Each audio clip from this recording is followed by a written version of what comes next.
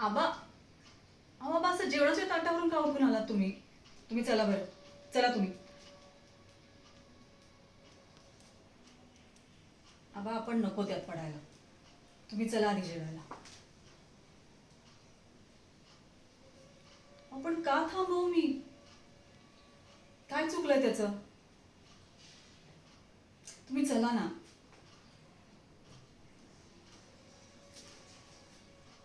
अहो, कसली तत्व आबा? जुन्या झाल्या आता त्या गोष्टी. बघा, खरंच आपण नको यात पडायला, नको हा विषय. तुम्ही चला ना जेवायला.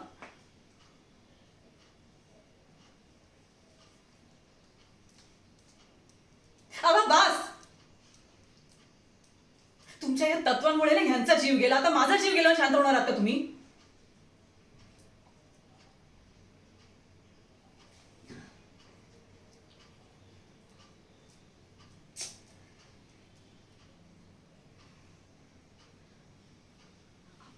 अहो, मला माफ करा बघा.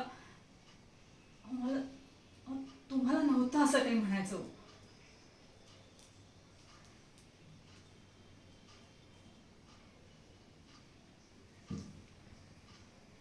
पण बाबा, खरंच सांगा, काय मिळेल तुमच्या या तत्वांमुळे? हं? तुमच्या या आदर्शवादी विचारांमुळे खरंच काय मिळालं सांगा ना. हा, नाही नाही, मिळालं मिळालं, खरंच मिळालं. या ती चालून आलेली गरिबी, हे दारिद्र्य, डोळ्यात हसत हसत येणारं दुःख, हे सगळं मिळालं. आता मी या गडात आले होते ना, तेव्हा खूप स्वप्न घेऊन आले होते. पण नंतर तुमच्या सगळ्यांच्या तत्वांमुळे माझी स्वप्न एका गाठोड्यात बांधली आणि दिली तिथे अडगळीत फेकून. पण कधीतरी तक्रार केली का हो मी?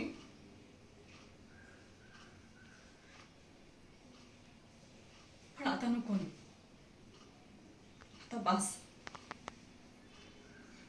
मला एवढंच वाटतंय की मी जे काही सहन केलं ते माझ्या मुलांनी सहन करू नये. त्यांना त्यांच्या पद्धतीने जगू द्या. आणि जगण्यासाठी पैशाची गरज आहे, एवढं कळतंय मला आता.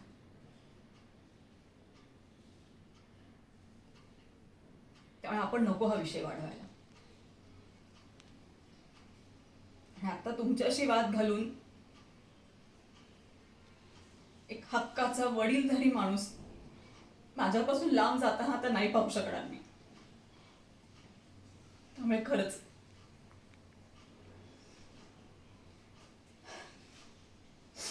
तुम्ही चला बरं जेवायला.